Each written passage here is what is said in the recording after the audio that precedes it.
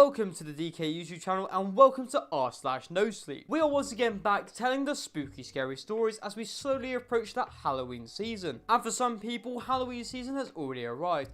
And for some other people, it's already Christmas. But as always, thank you guys for the recent support I've had on my channel. It's been mental. And if you are new around here and like this kind of content, then please consider subscribing and liking to my channel, as that helps me so much in YouTube's algorithm. But let's get right into this. r/NoSleep, a place for Redditors to share their scary personal experiences. Please read our guidelines in the sidebar/about section before proceeding. Old Monastery Pool is haunted. There is a place near my village that I am too afraid to visit at night.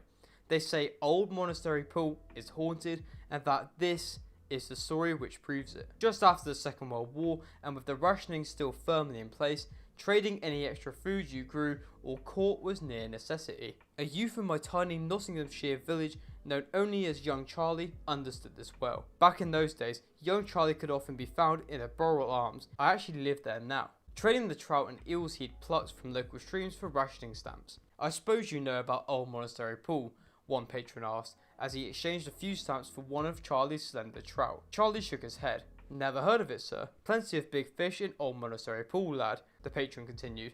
Used to be in the monks' carp pond. Trees moved in once the monastery was gone, but the pond's still there. Charlie's interest was piqued. Really? Have you ever fished there? Me? Nah, you need Allsop's permission, else it's poaching, and me and him don't get on. Mr. Allsop was a local landowner. Charlie knew. But whilst Mr. Allsop apparently had grievance with this man, Charlie had never gotten on the wrong side of him. How come you know there's plenty of fish if you've never fished there? Must be, answered the patron, after a long swing of ale, else why'd Allsop have refused all the folk who've asked to fish it? He's keeping all the carp for himself. Miserable bugger. The next Sunday morning, there was only one thing on young Charlie's mind. Church was the only place he ever saw Mr. Allsop, and so that was the place he'd get his permission. Old Monastery Pool was full of ancient monster carp, and Charlie was desperate to catch one. Mr. Allsop, Charlie asked, after the service, is it true that there's an old carp pond in your woods? True enough, young man, Mr. Allsop answered, as they walked up the narrow church path. It belonged to the old monastery before it was burned down. Why'd you ask? I was wondering if I might have your permission to fish it, sir. I'd return any fish I caught, of course, unless you wanted me to bring them down to the manor. I don't think so, Mr. Allsop answered dismissively. Now I'd best be off. Lots to do. Charlie was devastated.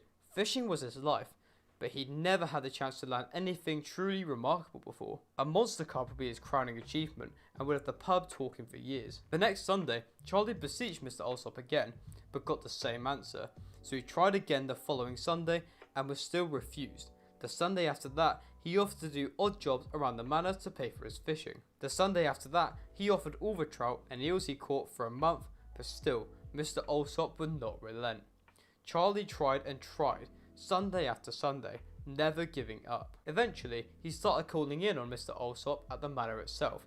Lord, not you again, Mr. Allsop moaned when Charlie visited the manor for the third time as many days. I'm just desperate to fish Old Monastery Pool, Charlie said. Before Mr. Allsop had the chance to usher him away, please, just say yes, and I'll stop coming here. I'll never ask anything of you again, I promise. The answer is no.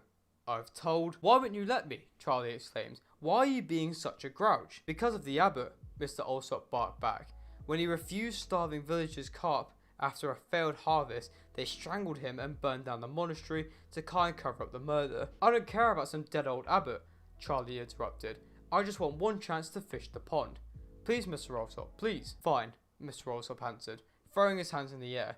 But don't come crying to me when... But Charlie didn't hear the end of what Mr. Allsop had to say because he was already running back towards the house. As soon as he had his fishing tackle, young Charlie raced across the local fields towards Glover's woods. What he found in the dying light disappointed him. The pond was easy enough to find, but it was clogged with pondweed and full of dead branches. Only a few patches of clear water remained, and Charlie thought he could see them right to the bottom. It seemed that the water was only a few inches deep, hardly the sort of place that might harbour a monster fish. But he had come this far. Charlie chucked out a little stick, floating worm, hoping that there might still be a few minnows around, maybe even an eel or two. Almost as soon as his float stood straight in the water, it was yanked under with all the ferocity of a colossal pike strike. Charlie's line snapped instantly, but he didn't care. There was obviously something huge lurking in the pond. Maybe there was a deeper water below the weed after all. the perfect hiding place for a giant cart he'd hoped would be there all along. Charlie wound in his loose line, sank back against the tree, reached into his basket and began switching to his most robust tackle. But in his eagerness, he couldn't resist a glance back up at the pond. Standing on the other side of the bank amongst the trees, the sinister shape of an old man dressed in tattered, soot-stained robes. He said nothing. He just stared at Charlie through unforgiving, bloodshot eyes. Terrified, young Charlie shot up from where he was sitting and slammed his head straight into a low branch, knocking himself out. Night engulfed young Charlie when he came around. He remembered where he was, what had happened, and, his heart racing, sat straight to squint through the gloom. No sign of any old man, but, to his horror, the fishing tackle by his side was smashed to pieces. Young Charlie stood and ran without retrieving so much as the broken float. The above is a story that is endlessly passed around campfires where I grew up. Most of my local ponds are inhabited by minor carp and, apparently, they're all descended from the carp the monks used to rear in their monastery pond hundreds of years ago. According to a local legend, the monastery was burned down when a cruel abbot refused fish to starving villagers after a failed harvest. In doing so, the abbot brought death and a terrible curse upon himself.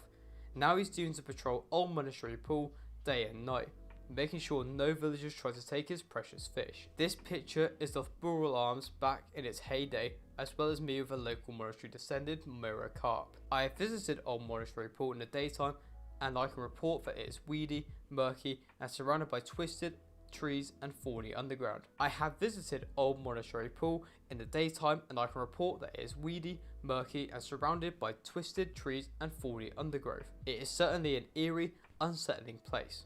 I don't mind admitting that I was too creeped out by the pool to stay for very long.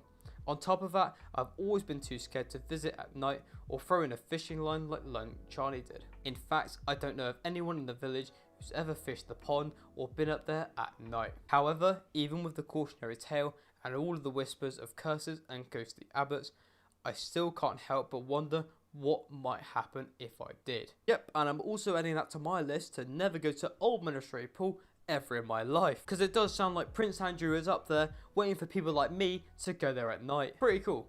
I agree. Pretty cool. Some say it's an urban myth, but I think it's happening to me. Some say it's an urban myth, but I think it's happening to me. Never in my wildest dreams, or nightmares really, would I have ever thought this could actually happen to me. How could this happen to anyone? When you start to get followed by a person, a stranger that appears everywhere you go and just smiles at you, it's an uncanny feeling of impending doom. It's that voice in your head screaming at you that something just isn't quite right. It's the intuition that kicks in and desperately pleads with your brain, telling you, you gotta get out of there, man. Run, run, run as fast as you can. But what am I even running from? Delusions? Hallucinations? Or something much more real and much more sinister? Everywhere I go, there it is, smiling at me in the corner. Everywhere I look, there it is, smiling at me in the distance. Every time I turn my head, there it is, smiling at me, again and again and again. Even when I close my eyes, there it is, burnt into my brain, smiling at me from behind my eyelids. When I go to sleep at night, there it is, smiling at me in my dreams. And it's not always the same person, and I don't even know if it's real anymore. In fact, I'm starting to think it's not real. That it's just a figment of my deranged imagination, or a part of my fucked up subconscious. It was when I was visiting a friend at work that I first noticed it. A woman smiling, menacing at me in the corner of his office. "Who is that?" I texted him from my phone. He looked up from his phone notification and laughed. "What are you talking about?" I was so confused, so I took a picture on my phone to send him discreetly. But the photo was empty, just an office wall with no one standing there. I couldn't believe my eyes. I slapped myself across the face, pinched myself, thinking I was losing the ability to tell what was real and what wasn't. What if I walked over to her and touched her? Would I feel her? Or would my hand just go through her? I was starting to really lose my cool. Couldn't focus on anything but the woman in the corner. And the woman continued to stare, and I swear she was looking right into the depths of my soul, her smile growing more evil with each passing moment. I couldn't stand looking at her, but at the same time, I could not look away. It was enchanting almost, like the siren's cry that lures in the sailor, only to devour the soul of the fool foolish enough to be drawn to it. "I need to go," I said before quickly rushing to the parking lot. I had to get out of there as fast as I could. I didn't even really know why, I just knew I had to leave. When I reached my car, I got into the driver's seat. The woman appeared again from 2 parking spaces over. The same stare, the same smile. For a short story, that was very, very effective. The fear over time has to be worse than the confrontation. Just get it over with. I love the fact some people read this and go, "Hey pussy hole, hey, just get it over with." Hurl something at her or suddenly charge at her to see if she reacts. Pee on her, it will show dominance. And I think on that note, I will call it quits there. Thank you to everyone out there who made it to the end of this DeeKay YouTube video. I'll be uploading to this channel every single week, so if you don't want to miss a video, make sure to subscribe and turn the post notification on. And if you did make it this far, please make sure to leave a like and comment saying your favourite bit from this video, as that will help me out so much in YouTube's algorithm. Thanks to everybody for watching, and for a final note for this video, watch Arcane on Netflix.